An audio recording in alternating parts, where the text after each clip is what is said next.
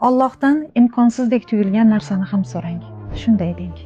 Zakariyaga keksaligida farzand bergan zot mani muammolarimni ham hal qiladi. Yaqubga ko'rish qobiliyatini qaytargan zot mani muammolarimni ham hal qiladi. Ibrohimga olovni salqin qilgan Alloh mani muammolarimni ham hal qiladi. Yunusni qorong'u dengiz tubidan qutqargan Alloh mani muammolarimni ham hal qiladi. Ayyubga yillar davomida davom etgan darddan keyin shifo bergan Alloh mani dardlarimga ham shifo beradi.